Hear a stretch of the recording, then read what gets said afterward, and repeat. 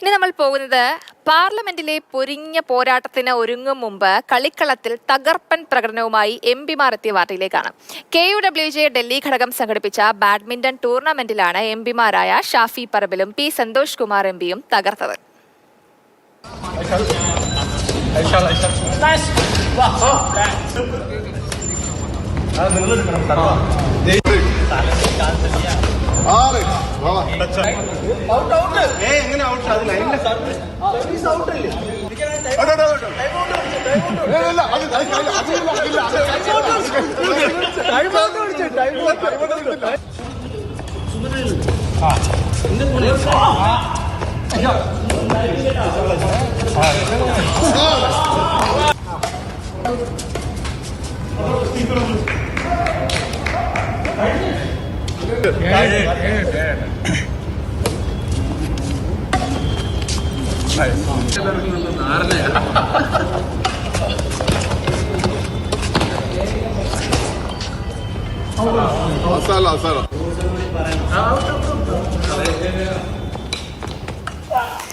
നമുക്കിപ്പം വിവരങ്ങളുമായിട്ട് ബി ബാലഗോപാൽ ചേരുന്നുണ്ട്. ബാലിച്ചേട്ടാ, എല്ലാരെയും തോൽപ്പിച്ചു. ഇവരെ എവിടെ കറങ്ങിയാലും ജയം കൊണ്ട് മാത്രമേ പോകൂ എന്ന് ഉറപ്പിച്ചു തന്നെയാണോ? നമ്മളെ തോൽപ്പിച്ചിരിക്കുകയാണ്.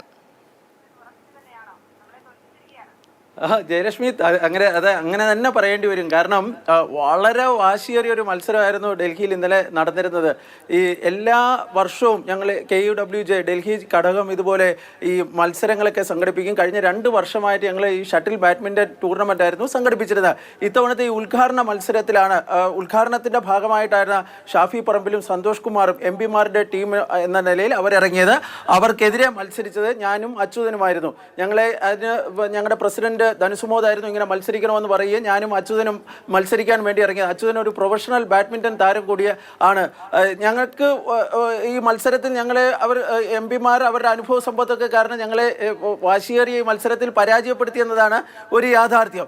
ഞങ്ങൾക്ക് അവരെക്കുറിച്ചുള്ള ഒരു കാൽക്കുലേഷൻ വളരെയധികം തെറ്റിപ്പോയി എന്ന് വേണം പറയേണ്ടത്. കാരണം ഞങ്ങൾ കരുതിയിരുന്നത് ഈ പാലക്കാട് നിയമസഭാ തെരഞ്ഞെടുപ്പിൻ്റെ ഈ പ്രചാരണത്തിലൊക്കെ സജീവമായിരുന്നു ഈ 2 എംപിമാരും. അതുകൊണ്ട് തന്നെ അവരുടെ എനർജി ലെവലൊക്കെ കുറവായിരിക്കുമെന്നായിരുന്നു ഞങ്ങൾ കരുതിയിരുന്നത്. മത്സരത്തിൻ്റെ തുടക്കത്തിൽ അങ്ങനെയൊക്കെ തന്നെയായിരുന്നു. പക്ഷെ പിന്നീട് അക്ഷരാർത്ഥത്തിൽ ഞങ്ങളെല്ലാം ഞെട്ടിച്ചുകൊണ്ടുള്ള പ്രകടനമാണ് അവരുടെ ഭാഗത്ത് നിന്നുണ്ടായത്. ഷാഫിയുടെ സ്മാഷുകൾ, അതുപോലെ തന്നെ സന്തോഷിൻ്റെ ഫോർഹാൻഡും ബാക്ക് ഹാൻഡും ഷോട്ടുകളൊക്കെ ഭയങ്കര എത്ര വാക്കുകൾ കൊണ്ടൊന്നും അത് പറഞ്ഞാൽ മനസ്സിലായില്ല. അത്തരം ഒരു മത്സരമായിരുന്നു ഈ എംപിമാർ കാഴ്ചവെച്ചത്. അതിൽ തന്നെ പ്രധാനപ്പെട്ട ഒരു കാര്യം, അവർക്കൊരു വ്യക്തമായ നമ്മൾ ആദ്യം കളിക്കാൻ വേണ്ടി ഇറങ്ങിയപ്പോഴത്തേക്ക് ഞങ്ങൾ കരുതി ഇവർക്ക് വലിയ ഗെയിം പ്ലാൻ ഒന്നും ഇല്ല എന്നുള്ളായിരുന്നു. പക്ഷെ കളി അങ്ങോട്ട് പ്രോഗ്രസ് ചെയ്തപ്പോഴാണ് മനസ്സിലായത് കൃത്യമായൊരു ഗെയിം പ്ലാനോട് കൂടിയാണ് അവർ വന്നത്. എവിടെ വെച്ചാണ് ഈ 2 വിരുദ്ധ ചേരിയിൽപ്പെട്ട 2 പ്രധാനപ്പെട്ട രാഷ്ട്രീയ നേതാക്കൾ തമ്മിൽ കൂടിയാലോചിച്ച് ഇങ്ങനെ ഒരു പ്ലാനുമായിട്ടൊക്കെ വന്നെന്നുള്ളത് ഇപ്പോഴും നമുക്കറിയില്ല.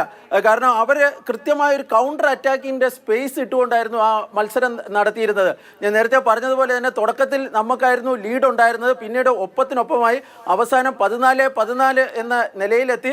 പക്ഷേ പിന്നീട് അവരുടെ ഒരു നല്ല പ്രകടനം കാരണം 15-14. എന്തായാലും അവർ നമ്മളെ തോൽപ്പിച്ചു. പക്ഷേ പൂർവാധികം ശക്തിയോടെ നമ്മൾ തിരിച്ചു വരിക തന്നെ ചെയ്യും.